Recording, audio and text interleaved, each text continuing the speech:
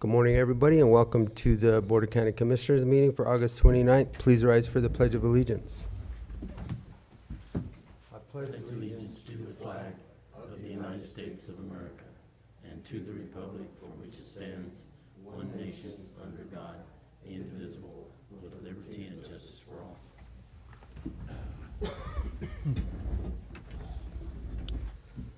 Okay, gentlemen, first thing we have on our agenda are our minutes. Do we have any additions or corrections? I don't have any.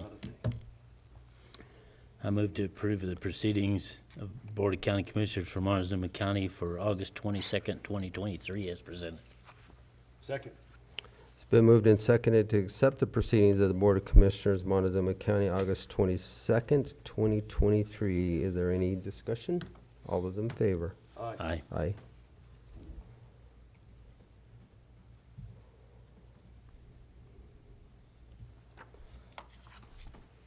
Okay, next up is planning. First of all, we have a boundary line adjustment, and I see Mr. Hoffman in the back. Would you come forward, please?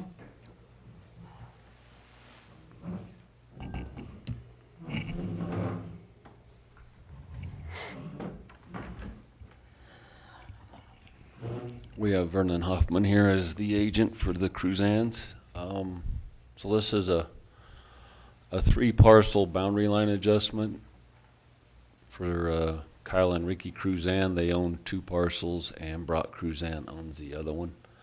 It's kind of a Tetris game. They are, you want to go to the map, Travis?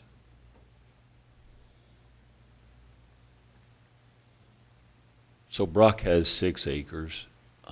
So he is getting part of the property to the north and giving up part of his property to the south. So he'll start with 6 and end up with 3 acres. The property to the north is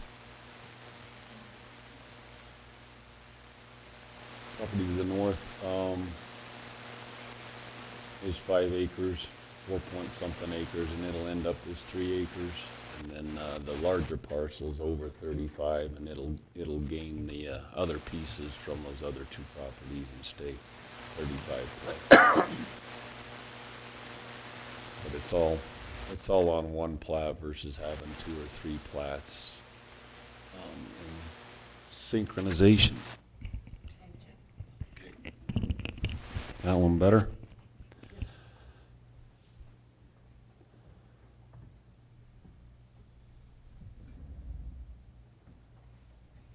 So that's the resulting view after the changes. Brock's is there in the middle. He starts with 6 and goes to the 3. In the middle, the north property will have 3 as the remainder, and everything else will go to the southwest to the 35 plus. So it looks like from the residents that are there, I'm assuming they're all residents, right? They're all compliant with the Right. setbacks. Each Everything is parcel has its own residence, and they're not changing or adding to that. And the boundary lines will actually make it a little better there on the southwest property, just by filling in there to the east of that existing. And that was grandfathered in from before. There was a residence there. and they all have their own accesses also. Right. Is that what I'm seeing? So they're Right. not the And all whole their own shared access utilities. thing that. Correct. Everything comes off at 29.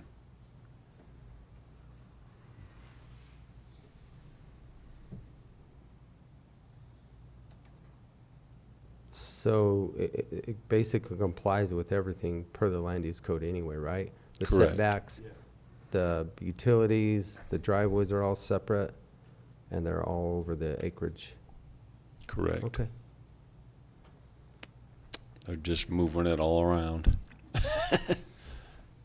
Kyle and Rickie just bought that parcel to the north, so they're just wanting to separate the house off, but take that other property into their larger parcel. The 4.6. Right.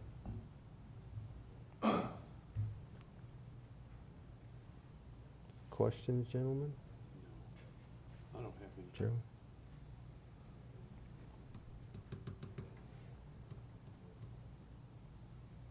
So is this, what is this dash line? Is that where it used to be? That's where the new, so That's the new property This- line of the middle this would have parcel. been the old property line, and then this is gonna be, now it's gonna be 3+. Correct. So it would come down here to take the house, the driveway, and then this used to go up to the red line. So now it's, so that this complies, it's 3 acres. They had to dip down into here, and this is 4.08 acres. But there's no house on it.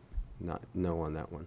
Okay. But there is down here on the 41, which is here, and there is, I don't see the address there, but there's one there. But that goes with the But this- 4.68. This lot was already here before, right? Yeah, it would have been up here on the red. So they just took that part and added Yeah. it to that. Yeah, they're moving to the south. Okay. Correct. Correct. There is one correction on the agenda. The second address in there should be 11893, not 1893.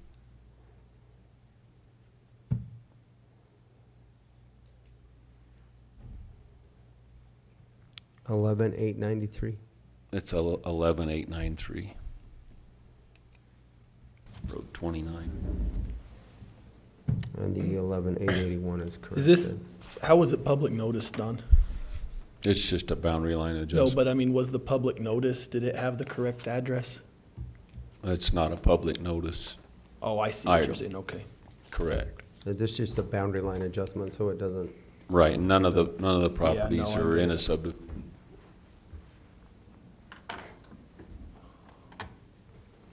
This used to be the old Fred. Pleasure. I'm trying to figure out how to put this into the form of a motion. basically it's just a Kind of boundary how we line had to adjustment? try to put it on the agenda We'll give item. it a shot. How's that? We've been working on this for quite a while. I would so move, we approve a boundary line adjustment application submitted by Kyle and Rickie Cruzan, agent Vernon Hoffman, on property located at 11809 Road 29. Also Kyle and Rickie Cruzan, agent Vernon Hoffman, on property located at 11893 Road 29.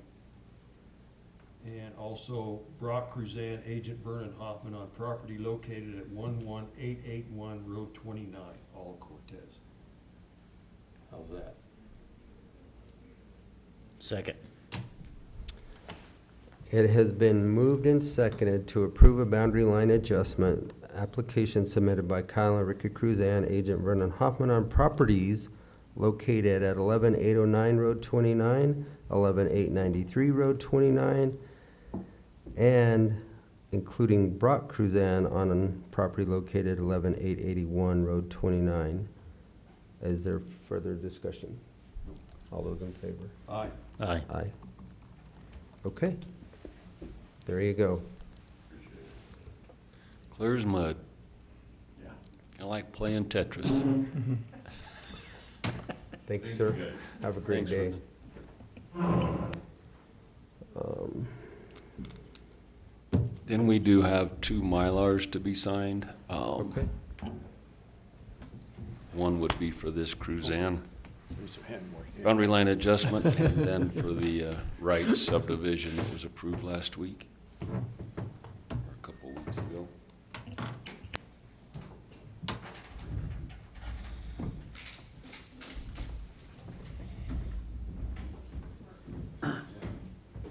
So how did you guys find out Check.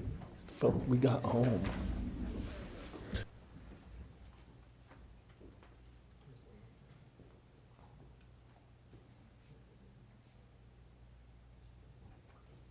You need this?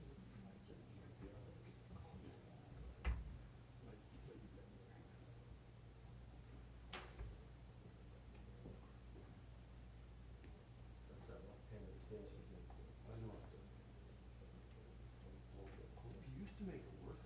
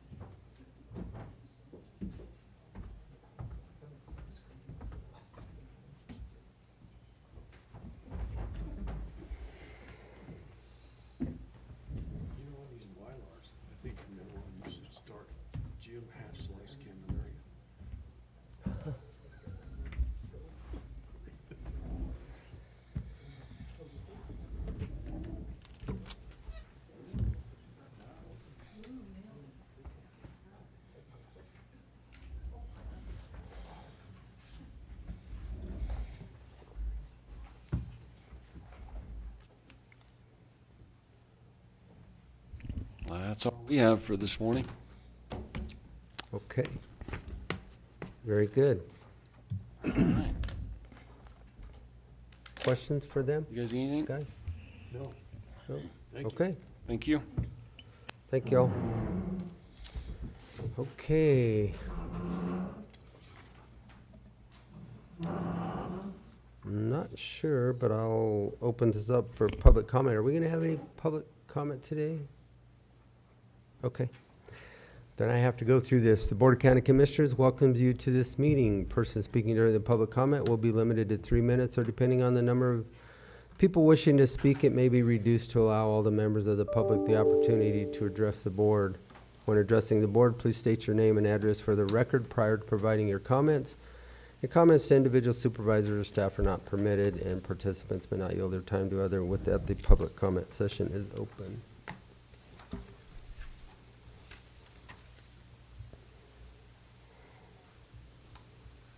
Good morning, lady and gentlemen. My name is Mike Lynch. I live at 21730 Road S. I just have a suggestion this morning. I'd like to suggest that on your agenda template that down near the bottom that you add a statement, something like, if the commissioners choose to respond to public comments made during this meeting, their response will be in their reports or after their reports. And the reason I make that suggestion is last year I came and made several public comments at several different meetings, and after I made my comment, I would leave. And one of the commissioners later spoke with me and said, Mike, you make the agenda that says you will or will not respond to public comment in that meeting. And so at the time, I did not know what the practice of the commissioners were in the meeting, so I had no clue that there was a possibility that the commissioners might comment on the public comments that I made. And so just a friendly suggestion to put it on the agenda that it's a possibility you might respond to public comment during that meeting. Thank you. Thank you.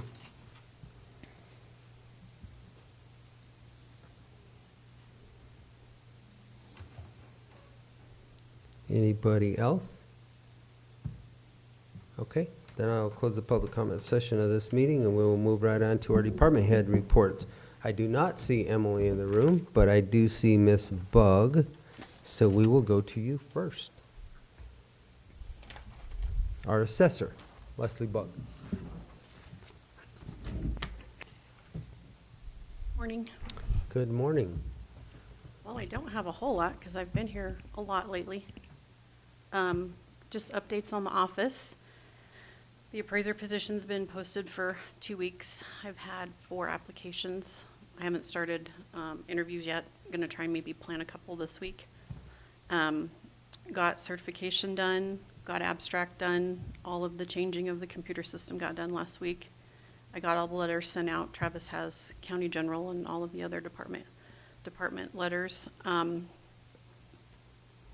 We're just kind of plugging along, trying to get caught up now from all of the other craziness, waiting to see what happens for the next haul.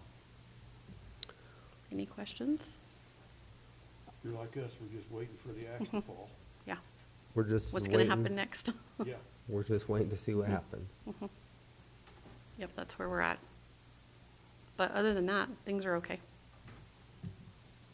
Just gonna, we have one BAA hearing, that'll be in November.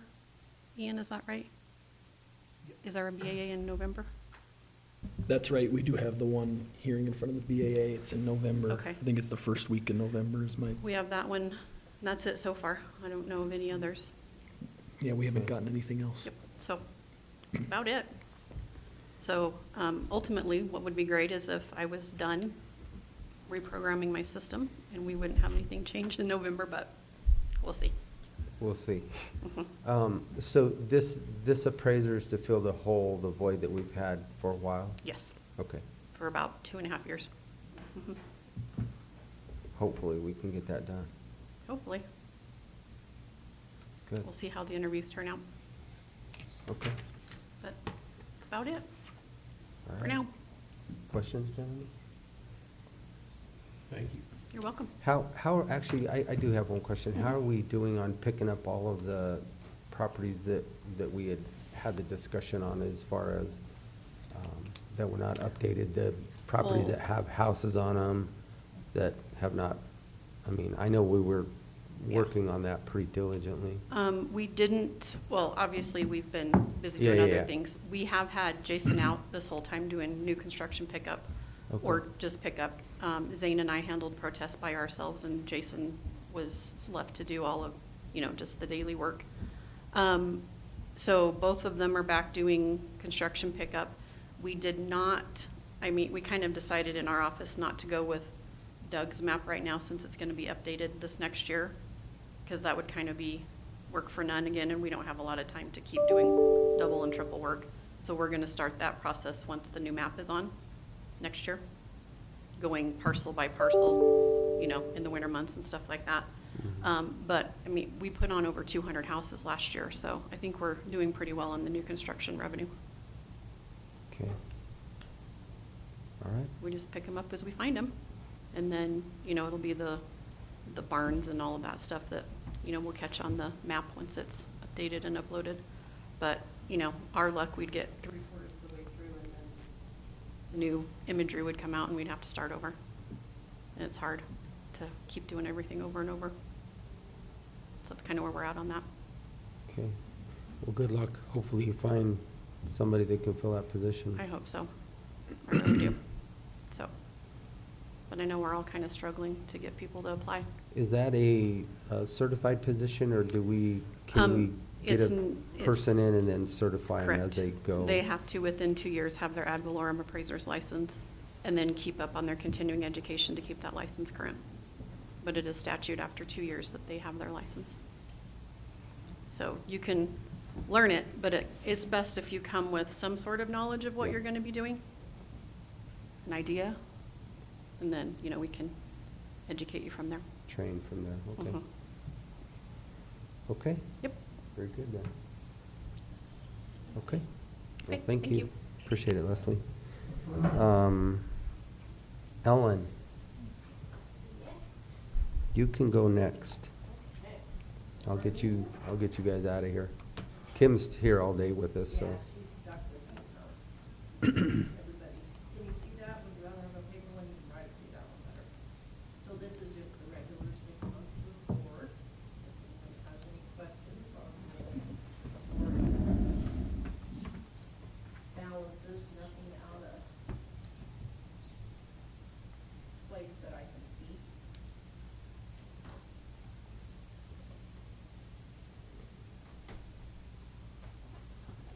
So this is for every overlay that we have in the county, correct? All the taxes. Every overlay. So when we talk about that to people, I don't think they understand what we mean by that there are so many taxing districts in the county, depending on where you live, that, Right, and so, yeah, this report just shows all the taxing authorities that have been either, it breaks down the ones in the county, but also the ones that are voted on by voters, like Cortez Fire, Mays Yep. Fire, all those. all the areas. special districts. Yep.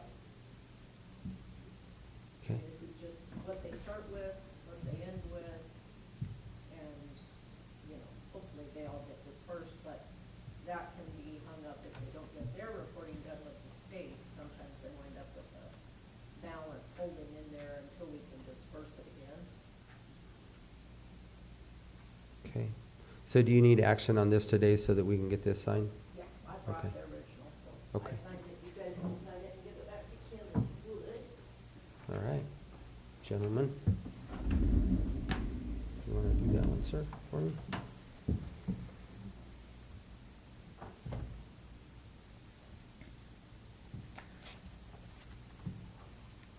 You guys okay with Huh? it? You're okay with it? Yeah. It was fun. I move to approve the schedule of receipts and disbursements for Montezuma County from 1/1/2023 through 6/30/2023, as Second. presented. Sorry, didn't mean to be such a hurry. I'll second that. It's been moved and seconded to accept and sign the scheduled receipts and disbursement for Montezuma County from 1/1/23 to 6/30/23. Any other questions or discussion? All those in favor? Aye. Aye.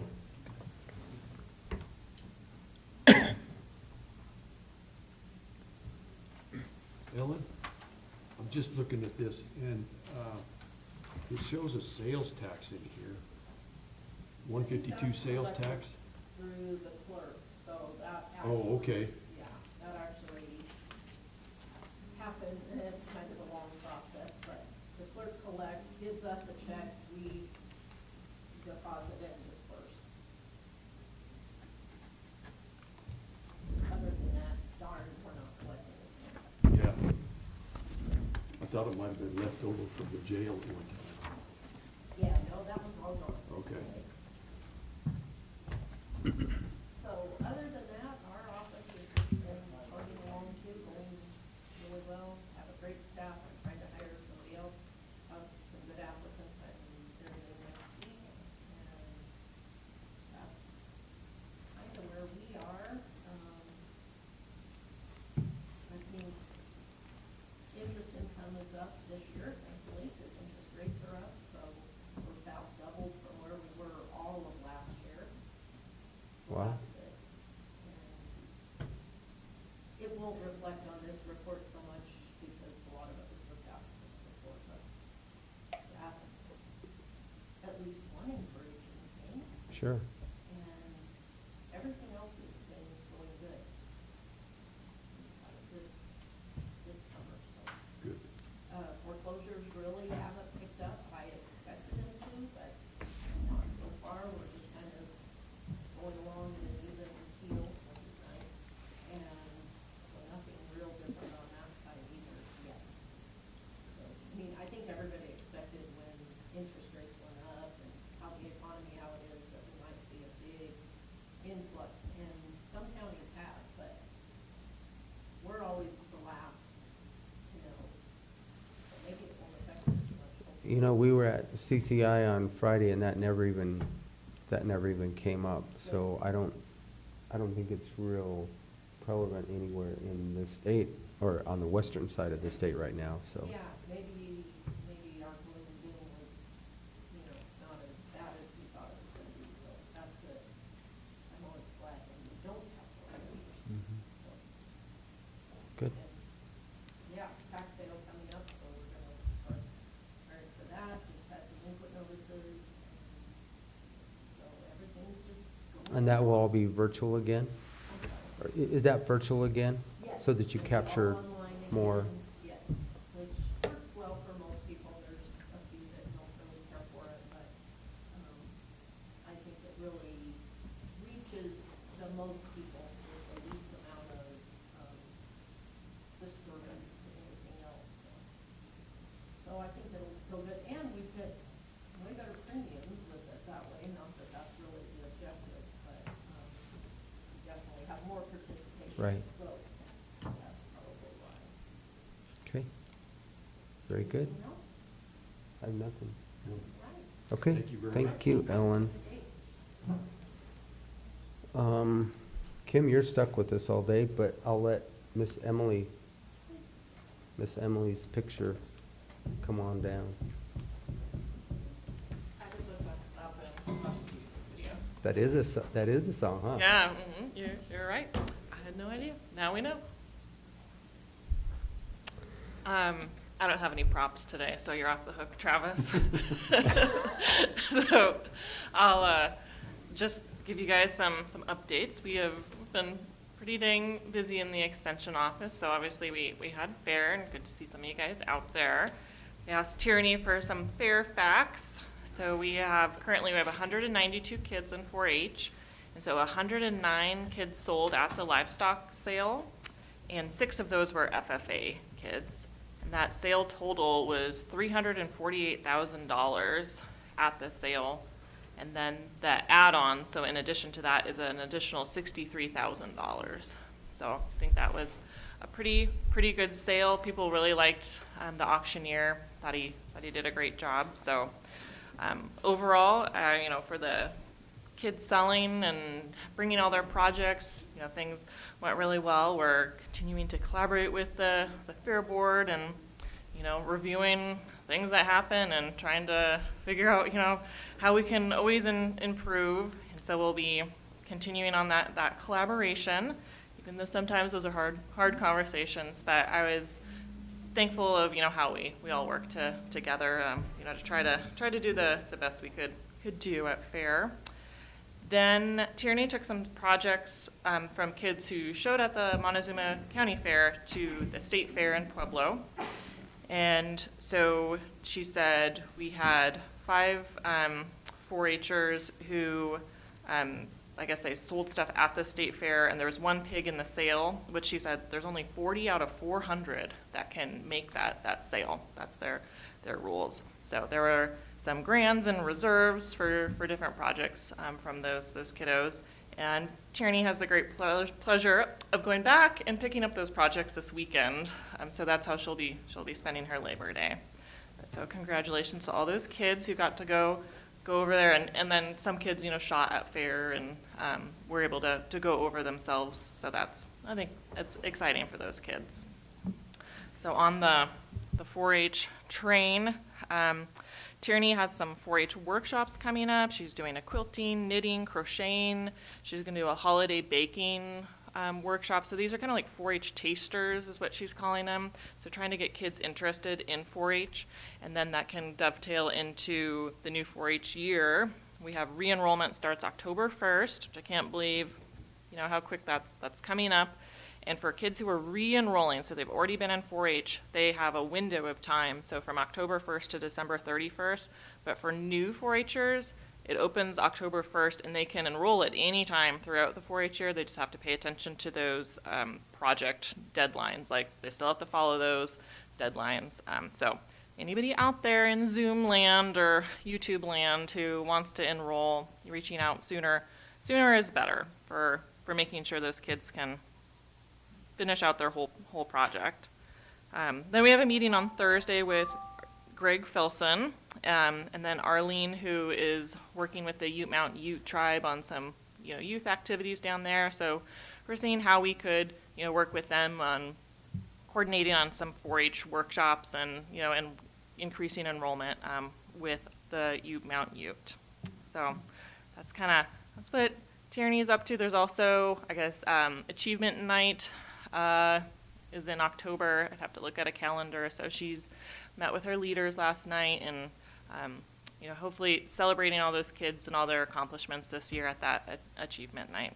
So then other things we're up to. Todd has been out at the orchard a lot, so there's a lot of maintenance out there, and he was prepping there was a field day at the research center on Friday, and so got the orchard all ready for that. So he's been doing a lot of flagging, which protects the fruit from birds, getting master gardeners involved in that. And so we'll probably have a peach U-pick. Just visited with Gus Westerman yesterday. So peach U-pick should be the first or second week of Saturday. So those peaches they ripen up really quickly. So there's not a lot of notification about that. And then the apple pear U-pick is probably the last September or first week of October. So there's a great crop out there. Fingers crossed we don't have hail or some devastating, you know, event. So if we don't have that, we should have a really great U-pick. And so if anybody is interested in being notified about that, they can reach out to our office or the Dolores County Extension Office. We'll put you on a list, and we can reach out when we have those exact dates. So then we have some other things. I guess I've been working on some grants. I have these 2 different grants that are like polar opposites of each other. So one is this big NEFA grant that I've been working on with some CSU colleagues and there's USDA climate hubs. So this is a $1 million grant that we just submitted last Friday through CSU. So CSU has to take like 2 weeks to review things. So I would get some money through that then I could use for, you know, different programming. The idea for this is to strengthen drought programming. So we have drought advisors is something that I've been involved with through CSU, and looking back at that curriculum that we developed a guidebook So then trying to evaluate, how useful is that, putting on workshops related to drought management. And then part of that is working with David Stoner at Mount Ute for doing some range assessments, and, making some grazing plans. So there would be a substantial amount of money that would come down to this neck of the woods if we get that. Then on the other side, I just applied for a $5,000 grant. So, every different type of grant helps in different ways. And that's through what's called this mini Western SARE. So it's an internal CSU grant process that's pretty easy. And so I've applied for some funds to bring in some speakers for a series of livestock workshops. So just talking about some general care, like a parturition, birthing class, and then also poultry. So over the course of from this winter till like next spring. So trying to just do some general livestock education, take some weight off of our vets who are totally overworked, and empower some livestock owners with some just general skills and knowledge. So look forward to that one. Then we have a pollinator workshop tomorrow out at the Research Center. I have an entomologist, Mel Schreiner, who works for CSU Extension. She's coming down for that. She's doing a workshop in Durango this morning, probably right now, focused more on gardeners. And then we're doing this pollinator workshop tomorrow focused on farmers, ranchers, small acreage landowners. And then on Thursday, we have our first canning workshop. So working with WIC, we have a bunch of hot water bath canners that I think WIC got through some funding that they had. And then we have 2 pressure canners, and they're just in storage. I was like, hey guys, can we do a canning workshop and get these into the hands of some folks? And so we were able to get Nicole Clark, who's a family consumer science extension agent over in La Plata County, and so she's coming over to teach those classes. We're going to hold that at the fairgrounds. And we are sold out, and we have a wait list of 10 people. Good. So, which is pretty cool. So then we've opened up another date. We just decided that yesterday. So then, so Delilah with WIC, she's kind of handling the calling people. So she has a list of 10 folks. So hopefully they can come on the 27th for another hot water bath canning class. And then we'll also open that up. We have a max of about 12 people just to have, small classes that people can see what's going on. But that was really great to see that response to those classes, and super thankful for Nicole to come over. And that is great in our little region with Extension that we do help each other out. So I appreciate Nicole coming over. Can she do 2 classes? Well, so she'll do a total of 3. So she'll do 2 hot water bath classes and then a pressure canner class. So we have our first hot water bath canning class this Thursday. Then I think the hot water bath, I think it's September 14th, and then another one on the 27th of September. So.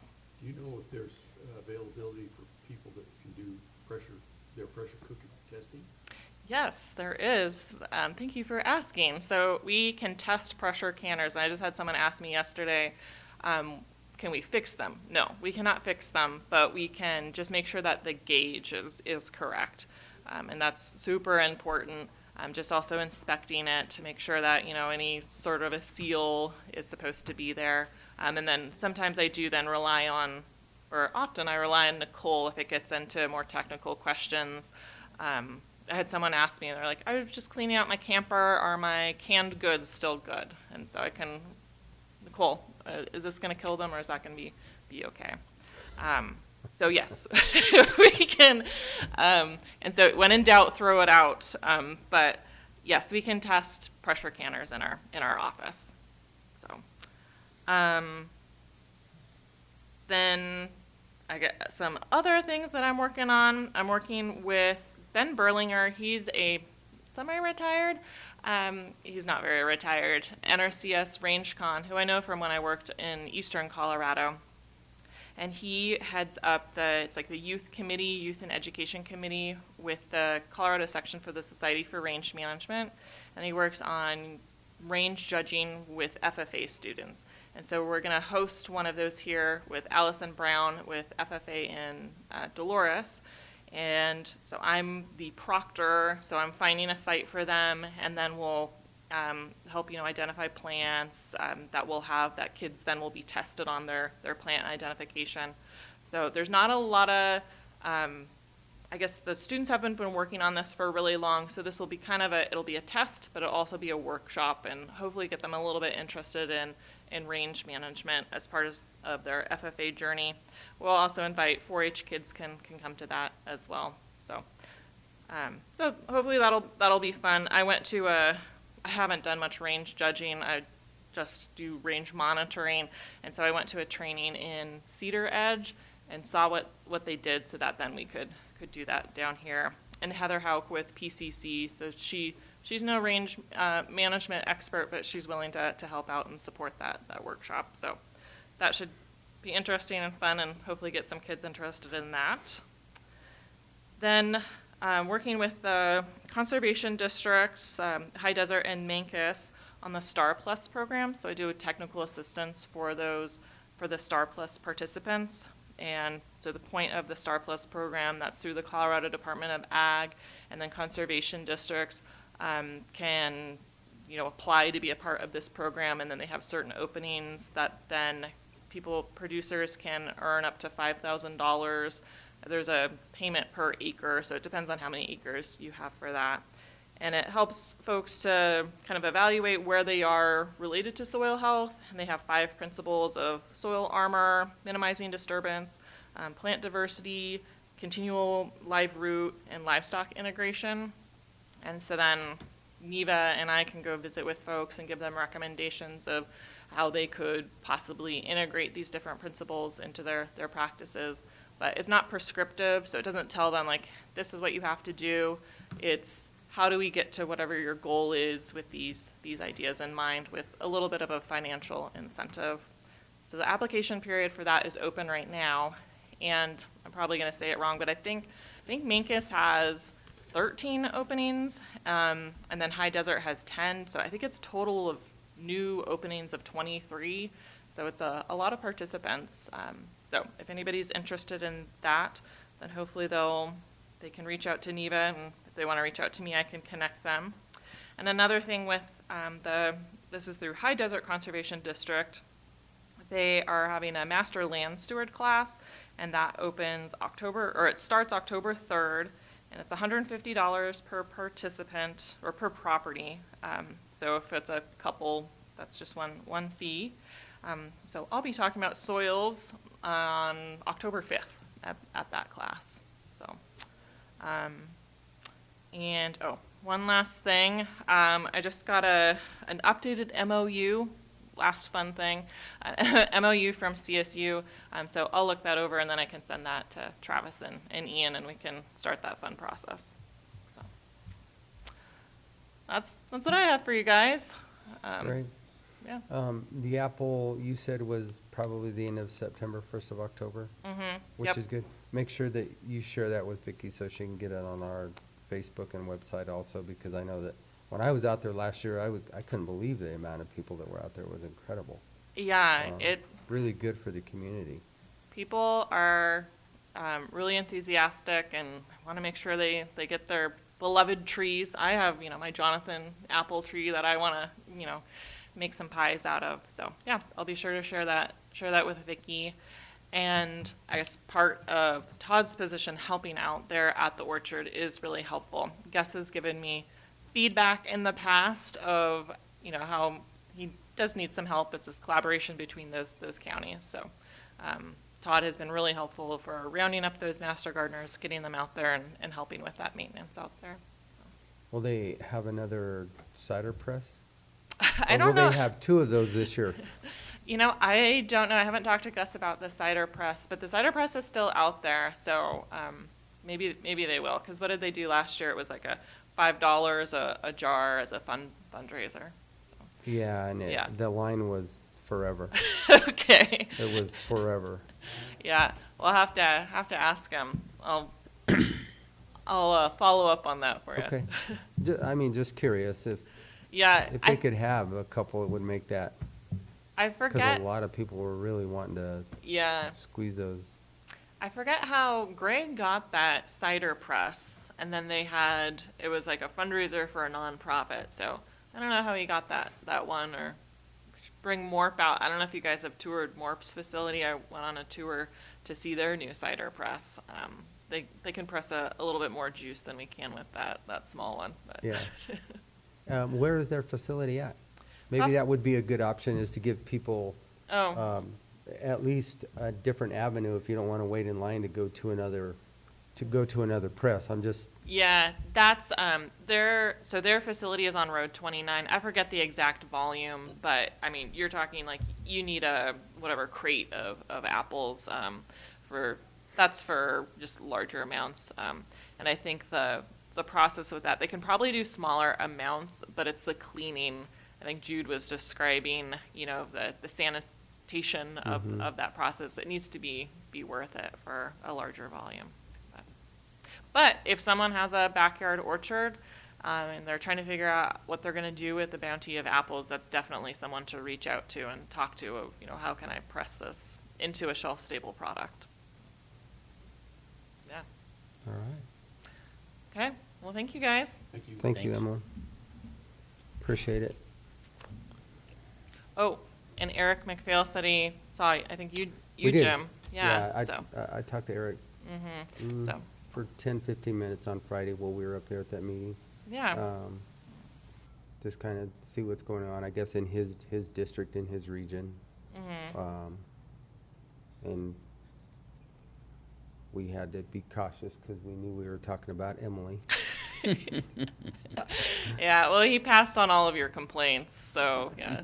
All But, anyway, but he said it's always great to visit with you guys and to visit with all the commissioners, and so anyway, but Yeah, So. It's actually good because at that meeting, we were able to get it up, kind of a whole different group of just the western districts of Colorado, and obviously your boss, I guess he is your boss, right? Yep. Just to have those conversations once a year. Yeah, well, always great to visit, and so I know he appreciated just visiting with you guys, so Yep. anyway. All right. Okay, thanks, guys. Thank you, Emily. Thank you. Okay, Miss Kim. Okay. I figured you'd want to do the health department, or the Southwest Health. Anyway, is it okay if I stay here, or do you want me down there? No, you can stay right there.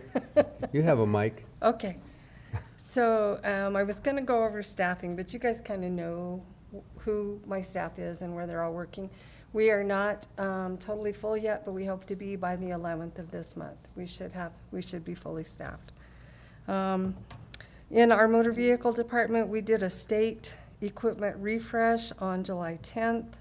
Right now, all required training is completed in that department. We're required every year to do the same training by July 31st, and so we were all caught up on that. And recording and vital statistics, I wanted to mention to you guys that they have some proposed legislation that they're hoping to present. It's called the predictable recording fees. I don't know if anybody's heard anything about that. What they're talking about is they want to change from a current standard fee of $13 for the first page and $5 for each additional page for recording to a proposed set fee of like $35 no matter how many pages they have. And there's been some good things about that and some bad things. They've done some testing on it, and most counties in the long run would come out, they wouldn't lose money. Some of them would probably break even, but nobody would actually lose money from what they're already doing, is what they said. The other thing that I wanted to mention about recording and vital statistics, that many county clerks are turning their vital statistics over to the public health department. That would be the birth certificates, the death certificates, and that sort of thing. Why that change? It's just. Just easier, They just or think it makes more sense. More efficient? But then they still have to record them, right? It would be, they would be doing it all, the whole thing. They would be doing the death certificates and the recording all at once. Oh, okay. My computer keeps wanting to shut down, sorry. Marriage licenses, same way? Same thing. It's turning it all over, so. Just like now, there's some county clerks that are doing driver's licenses, which, when I talked to them about us doing driver's license, it was, we would have to incorporate that department into where we already were, and we didn't have any room for that, so. There's some miscellaneous things on the 4-day extended hours. As of May 2023, election customers during those extended hours were 0. Recording customers in May were 9. Motor vehicle total customers between those hours were 543, average daily of 30. We had the highest number served on Wednesday, May 31st, with 87 customers between 7:45 and 8:30 and 4:30 and 5:30 in those 2 hours. In July, the recording has seen 124 customers during those times in the morning and 54 customers in the afternoon, in the evening. Just to give you kind of an update on that. So that's a good thing then. They're able to get there before work and then after work. Right, right. Some days we have a line when we first open up the door, and then other days it kind of dwindles in. Some days we have people running down the hallway as we're trying to lock the door, but we take care of them. I wanted to mention on elections, there's a lot going on in elections. The new election room is ready to go. We had some issues with the storage cabinet, but we're working that out. All the election files have been moved from the Road and Bridge Department, so that everything is all in our office at this point, freeing up the space for their use. You guys welcome to come over and see it if you want to. I can get Danielle to kind of give you a demonstration on how everything's going to be processed, if you want to do that. Election is November 7th. All other departments will close for Election Day because all of my deputies work on Election Day. The participants for sure are going to be Cortez and Mancus schools with candidates. Dolores schools got candidates and a question. Cortez Fire and the town of Dolores both have questions. So those will all be on the ballot in November. The ballots will be out the week of October 16th. We have a new vendor. It's called K&H. They're going to drop ship our ballots in Denver. So I'm not quite sure, always before we've gone through Albuquerque, so I'm not quite sure on the time frame of how those ballots will actually get to your mailbox. One thing I wanted to mention to you with the drop boxes, there's some new legislation that passed that requires that once we open up those drop boxes, we're required to do a run to pick up ballots daily. And right now, our ballot drop boxes, it's about a 3-hour run for one group of judges, unless I have 5 different sets of judges. So we are going to have our ballot drop box open in the office as of October 16th, as soon as the ballots go out. But the surrounding ballot drop boxes will not be opened until the requirement day of October 30th, because I can't afford to send judges out for, Every day. 5 weeks, every day. So those ballot drop boxes will be open on October 31st. The one in our office will be open the 16th, but. Vote service polling location. For odd years, we're required to have one vote service polling location. Always in the past, we've been using our office. It was suggested by the Secretary of State's office that we use a different place for that. So we are going to use the county annex for our vote service polling location this year. They will be open for early voting, and they'll have their own set of judges up there. So we will still be available to help voters as well, but that will be our main polling location.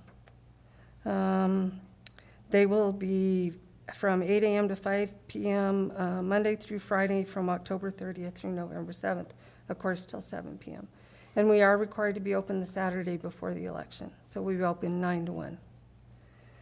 Right now, in our election department, both Danielle and I have our certifications complete. As you guys know, Kelly had just got her certification before she left. Diana is almost certified. She'll be required to do one in-person class, which is, we're gonna try and get her to the fall training, and that's at the end of September, and then she will have all of her classes completed for certification. She's required to have that certification done before the election. Let's see. The fall regional training is scheduled for September 26th through the 27th. That will be my last meeting as the Southern Region Chair for the CCCA, so I'm required to go. But we're doing something different this year. We're doing 1 day of recording and 1 day of elections. We're not gonna do motor vehicle at all at this one. So, in order for my girls to make the recording, it's in Salida, so we'll probably be closing that department a little early on Monday night, so they can be there all day Tuesday. And we'll probably close it for the whole day on Tuesday. So, just to let you guys know that the recording department will be closed that Tuesday. And that's basically all I have, unless you have questions for me. Any other districts running elections that aren't going through the clerk's office? Not that I'm aware of. Okay. Not that I'm aware of. Any idea what's coming from the state on the ballot? I do not know yet. Okay. I think they have till this week to get their petitions and for the state to let them know whether they've passed or not. The initiatives have passed. There was something, liquor licensing. You guys know that Jerry is our main deputy for liquor licensing and Melinda's our backup. But I wanted you guys to know that currently we have 15 liquor licenses within the county. So, which is, that's quite a few for what it used to be. Any other questions for me? Thank you. Appreciate Thanks, it. Kim. Thank you, Kim. Okay, next, we're gonna go into our unfinished business. We did not have a presentation yesterday, so there will be no decision made on the request for the Hilltop House Community Corrections. We will talk about the Access LOS, letter of support, was presented yesterday by Haley Saunders. And basically, this is just a letter of support for them to be an enterprise zone contribution project designation.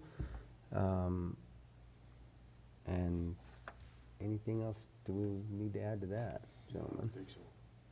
Commissioner? Any problems? No.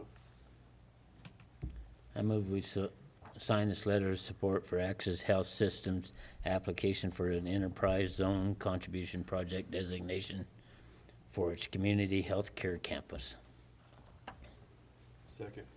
It's been moved and seconded to sign a letter of support for Access for an enterprise zone contribution project designation for its community healthcare campus. Any further discussion? All those in favor? Aye. Aye.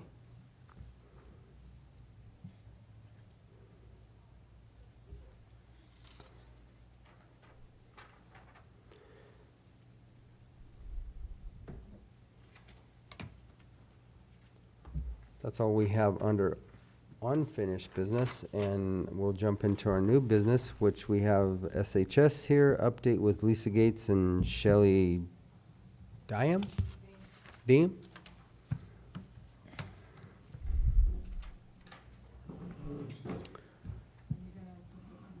We can, yep. How's the new CEO? How's everything working out? He's great. He Good. would have loved to be here today. He had a prior commitment before he took the position with us, so he's actually here tomorrow and will be full force. So he apologizes that he can't be here in person, but very excited, very, have a great plan and very helpful. So, yeah. Do you want to go first, Shelley, and I can finish? Yeah. Can we put the financials up? Do you have those? The other one, if you can do first. So what this is kind of a hybrid P&L for us, just so you can see kind of how we're doing. This is for 6 months through June. Our fiscal year is January through December. And on the left-hand side of the page is what we did in June, and on the right-hand side of the page is what we are at year-to-date. So there's just a couple of things I highlighted. On the first line that I highlighted on the left, you can see our revenue for the month. We were at $13.6 million. And that's in gross charges. Now, one of the things that's interesting about a hospital is we charge everybody the same, but we get paid differently by everybody. So we kind of go through this Tetris, whatever you want to call it, a game of estimating what we're going to collect. So what you see on the green highlight is really what we expect to collect off of the book of business that we did in the month of June. And you can see that compared to prior year, we were at 5.9, and this year at 6.8. $500,000 of that is a true-up from the state. We get about $900,000 a month on payments. They call it the CHASE program, but it's really your underfunded, your uninsured, and your indigent program that they're subsidizing through hospitals that provide more of that service than other people. So in addition to that 900 that we usually get, we got an extra 500 where they're truing up from their prior year after we filed our reports, and then they're truing up for this year as well. We will get that extra payment in June and July. The good news is in June, of course, it makes us look way more positive than we have been for the first 4 months of the year. If you look at so we're 15% over where we were last year for the same month, and it's because that true-up hit July last year instead of hitting June. If you look at the right side of the page, you can see year-to-date where we're at, and we're about $1 million ahead of where we were last year. So we have an increase in what we expect to collect in net patient revenue of 2.9%. But what I really wanted to point out was if you look at the bottom and you see our operating expenses highlighted in yellow year-to-date, we're up 3.7%. So when your expenses are growing faster than your revenue, and I think the real issue is everybody wants to, insurance companies play this game, they deny everything and they make you work really hard to collect your money instead of just paying you for those services. So even on the same book of business, you won't necessarily collect the same amount of money that you collected last year. I think some of the challenges that we face are, one, we got to grow business. We've lost a few physicians, and physicians generally feed people into the hospital for outpatient diagnostics and so forth. Our inpatient program has been higher this year than what it was. We use swing beds here, so you can have an acute stay if you have more than 3 days and you need additional help before you go back home, and you have a qualifying need, then you can go into the swing bed program and you can stay another 7 to 10 days. In a critical access hospital, one of the requirements is that our length of stay is not over 96 hours. So the assumption is on a critical access hospital, it's the only provider in the community within so many miles, and your goal here is to stabilize and treat what you can and transfer to a larger, more critical patients to a bigger hospital. And so we have to meet those requirements as well. But anyways, for the overall EBITDA, so EBITDA is, it looks at all your expenses, and you can see depreciation as a line item, and then we add that back because it's really a non-cash flow. Once you get to EBITDA, you can see for the month it was at 1.1. And then what I put below that, what a P&L really doesn't include is what your debt payments are. So we have a line of credit where we paid for capital that we couldn't afford in a prior year of about $2.5 million of equipment, and our payments are about $95,000 a month. And then in addition to that, we have $303,000 that we pay on the principal and interest of debt, and that was over I don't know how many years, and that's the debt that's been re-amortized for the next 42 months, and it will go to a lesser amount. But for now, we're paying $300,000. So you can see once you add back depreciation, you're really looking at cash flow. You look at the $1.1 million that we brought in, and then we had to pay the debt. So really for the month, we netted $700,000 more than what we spent, except that $500,000 of that is truing up for a previous year of what that state funding is. But when you look at it year to date, and I think the big issue and what put us, I think, in the front of the page of the community is that the first 4 months of the year we were pretty much at break even, and we were not covering our debt, which was affecting our cash flow. We do have bond covenants that say we have to have 80 days cash on hand, and we have to have debt service of 1.5 or better, and certain KPIs that they look at. So that was why we were looking at services that did not contribute to cover overhead. Ideally, what we really want is to grow our volume and direct patients to our community facility versus going to Durango. That would be the best thing the community could do for us, is support the hospital and do everything here that they're able to. If you look at it on a year-to-date basis, you can see that our EBITDA after we add back depreciation and interest is $2.4 million. And then you can see that our debt payments for the first 6 months, and really all we've come up with is about $122,000 net after we paid our debt. What also is not included in here is any capital equipment. When you look at depreciation, you can see for the year we're going to end up booking about $4 million. when you depreciate an asset, what you're saying is the life of it is going away. And in theory, whatever your depreciation is, you should be putting back into your equipment.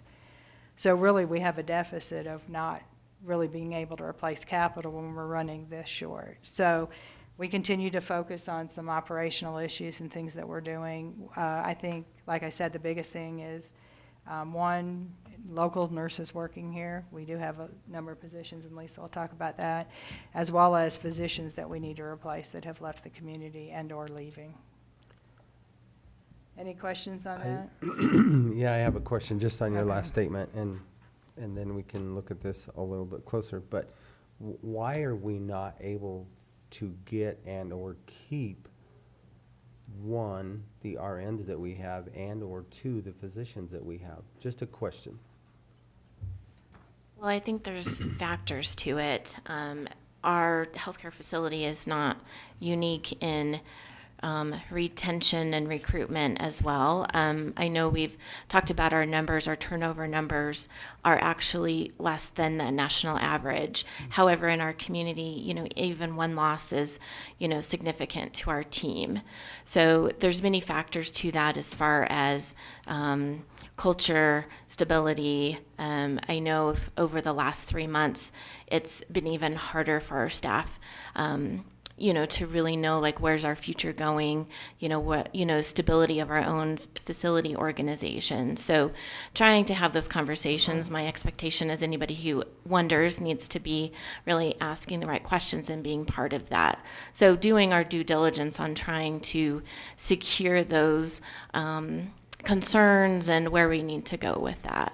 A lot of that is, in these times, nursing particularly has a lot of options, and even in our small community, there's financial ability within a drive that you're able to do, and know that Joe and I have had conversations about this, trying to be very competitive in that market with our pay scales and range, which is significant. We have a lot of programs for a small hospital, such as tuition reimbursement, sign-on bonuses, education reimbursement. However, for our nurses that have been here for many years, we need to be able to support those retention. And it's not just nursing, it's within all of our clinical departments, within our imaging lab, our EMS, our pharmacy. It's not unique to one category in our department. So the challenge is real, the challenge is known, and trying to, support those entities as much as we can. So I think we really need to get a grasp on our culture and building that as well. I just need the commitment, with everybody has to be part of the same, goal and growing. And I think we're on the right path. Our turnover with our C-suite and administration has been, a significant, blow to our staff and our facility. So that's why I'm very hopeful with, growing our C-suite team for stability. Okay. Question? We had the big problem with OB. How we doing? So that is still going. We've been covering our physician call schedule with locums providers as we had been before. One of our providers is on maternity leave, so look forward to her coming back. So that is still being supported how we had before. Our volumes are a little bit lower, so we're tracking that closely. We had 11 births in July. For this year, our highest was 17. Our lowest was 6. So those are still trending the way we had, but really wanting to maintain that and grow that.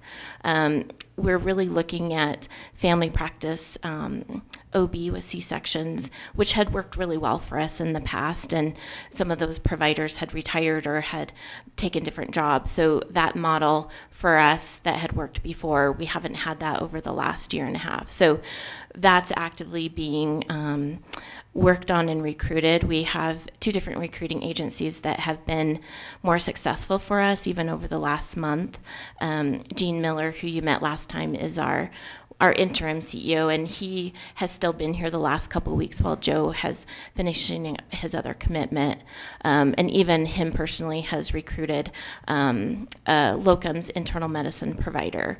But those recruiters are also looking at our family practice OB platform. We have a group of physicians internally that have developed our physician recruitment committee and actively looking at, just as similar as I do with the nursing schools, the physician schools, residency programs. So actively looking at that model differently to recruit and bring into our community.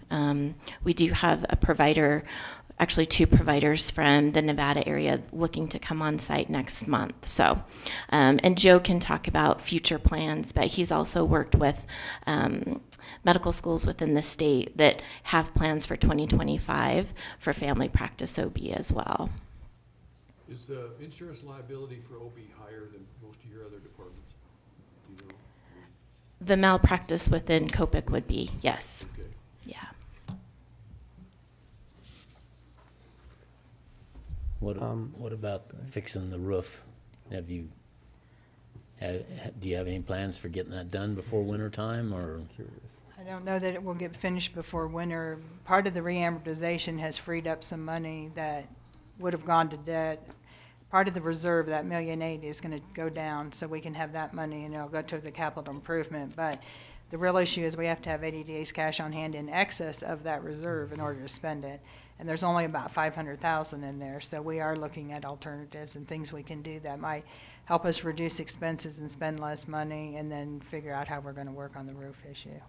So as far as the roof, it was, is it not repairable at this point in time? I'm just asking the It question. is, but and what I don't know. happens is every time it rains, we have these leaks that we have to go find and fix, and then it causes other issues. So when it rained the other night, we had an issue Sure. in the OR, and we had an issue in the pharmacy and a couple other places, so. How old is that roof? Oh, back to the 70s. old part, yeah, the old part Oh. of the building, So so it's all yeah. Part of the Yeah. original That roof is, yes. portion of that. Yeah, and I think the estimate they got on that was like 1.5, 1.7 million. They were trying to get a third bid. We had 2 already. So that will probably be a discussion at the MCHD board. Right. Yeah. Okay, I don't have anything else. Commissioner? Look forward to meeting your All new right. CEO. Yeah. Yeah, and just Yeah. a few other updates. I wanted to just include you as well. We celebrated Dr. Pyle's retirement. He's been working as our hospitalist. You know, he's been in our community since, I think, 1984. So he's retiring, which is great for him, not great for us. But we do have another hospitalist applicant that those team of physicians within that group are having initial conversations with. So supporting that team within the hospital group. As I had mentioned, we had brought in a locums internal medicine doctor. Not ideal, but still supporting, you know, our patient needs in the interim before recruiting those permanent, you know, providers into the area. So even hopeful she may stay as permanent as well. We did add a nurse practitioner to our Minkus clinic, in addition to Dr. Ebersol and Karen Siegel as well there. So I know we've had some positive movement with our patients as far as being able to be seen at that Minkus clinic as well.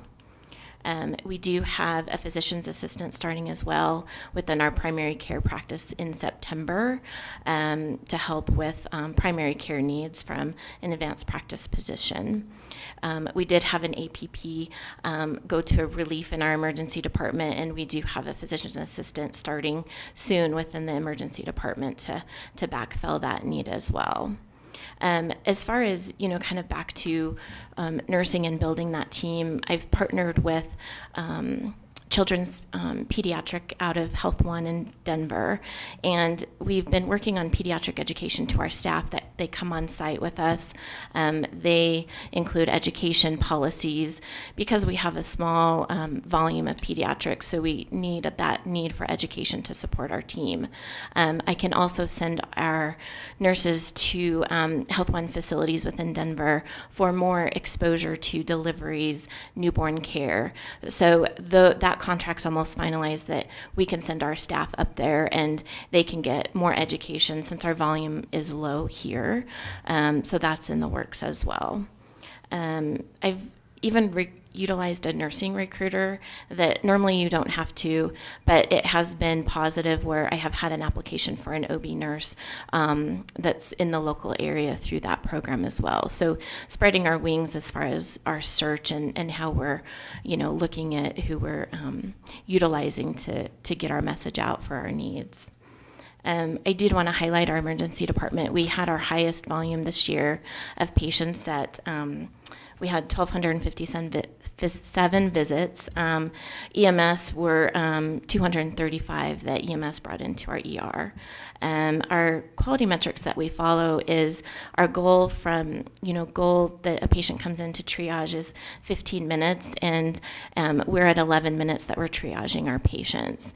And within the time that a patient's seen from they get a bed to the doctor is 7 minutes. So, it's exciting to share those numbers that our ER is working, super hard for those patients. We are running a drill September 15th that we've partnered with the community and our emergency management team that will be doing really a shelter in place for weather. We did have that situation last year with all of the snow where we were still able to manage our patients. But the concern is, we would have another, winter like we did and couldn't transfer out. We would have to do really a patient surge situation. So we're going through all of that on September 15th with our community agencies as well. So excited for the team to work on that in September. So. Very good. Well, good winners are good to have. Yeah, they are. All right, thank you all. Thank you. Appreciate it. Thank you. Yep. Thank you.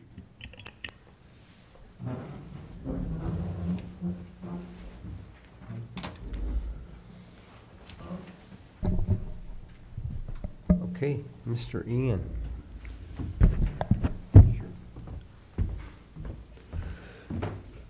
Should I go ahead? Yeah, go ahead. Okay, so we received a $10,000 check from Ironwood yesterday. That covers their fines for the month of August.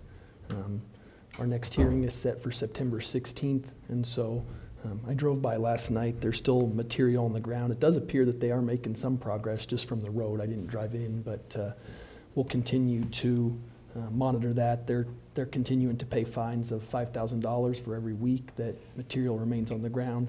Half of that goes to the county and half of that goes to CDPHE. Last week, I attended a pretrial conference for our Ellis Lewis land use case. I did announce at that pretrial conference that we were ready to proceed to trial. That trial was scheduled a week from this Thursday. Yesterday, I received an order on a motion for summary judgment that I filed in that case. The court did grant the county's request for summary judgment in that case. In essence, what the court found is that there was no issue of fact that was arguable as to whether the county could place that language regarding CDOT on the plat. And so what we had done is we had placed language on the plat that said before Mr. Lewis could build any additional residences in his subdivision, he had to get approval from the Colorado Department of Transportation.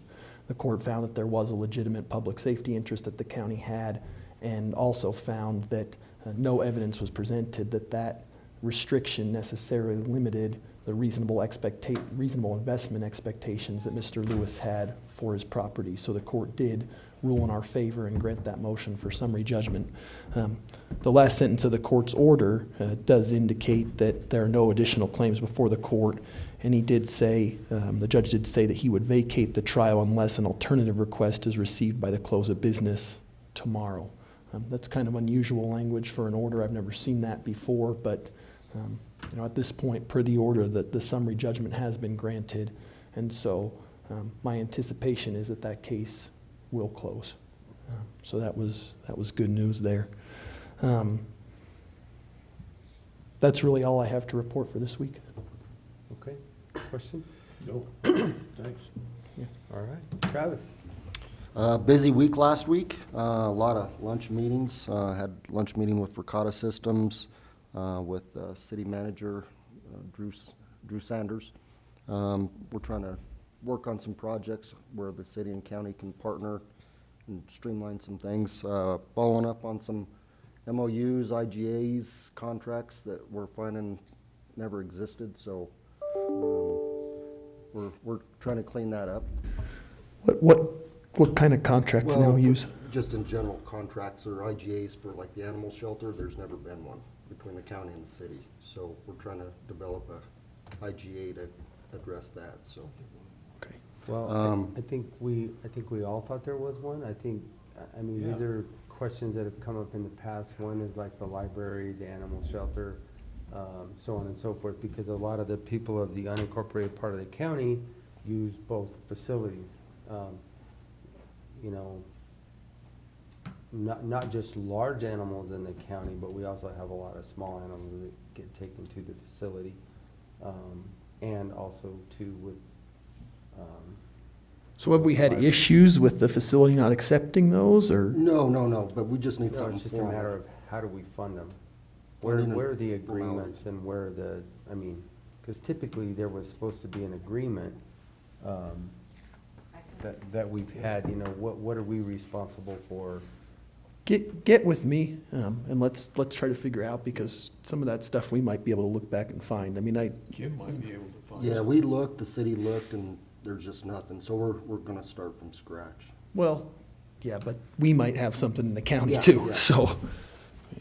So, then we will be having, a meeting with Paul Rothenmeier regarding the strategic plan for 2024 this week, just to start trying to get it kicked off a little bit. And then Senator Bridges will be here this week. I'm not sure if you gentlemen want to attend. We'll public notice that tomorrow, That's Thursday, right? Thursday. Thursday at, I'll be going. Thursday at noon or, I can't remember the time. 11 or noon, I'll have to go back and look at my calendar. Okay.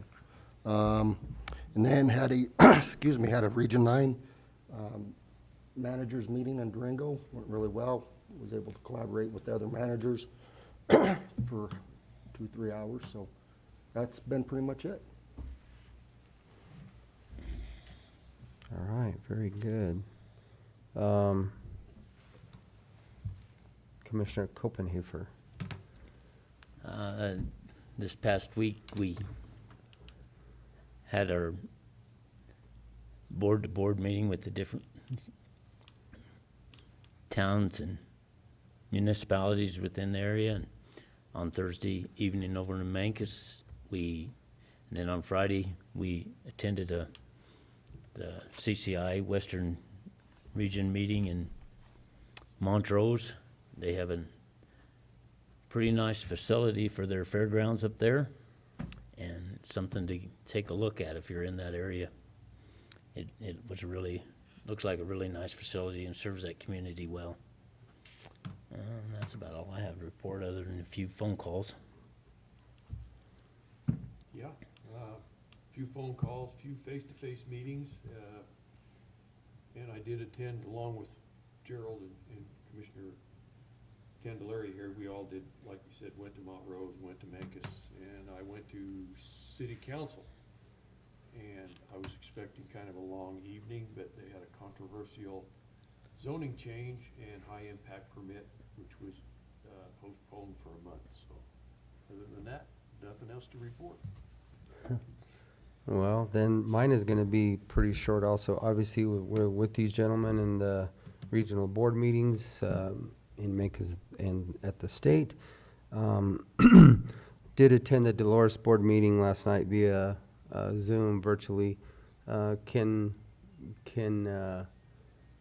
Charles, obviously, I think we've presented it that he is retiring. He'll be gone at the end of this month, and the new gentleman, they did sign a resolution signing him as the new town manager, who was a public works director from Telluride, they told us Thursday night. So hopefully it'll help out that little community and get them going, and maybe be able to help them with some of their issues they have over there, specifically with their infrastructure problems. So that's kind of exciting for them. And that was probably the biggest highlight of that, and that is all I have also. So, Motion to adjourn. Second. Been moved and seconded to adjourn this August 29th meeting. All those in favor? Aye. Aye.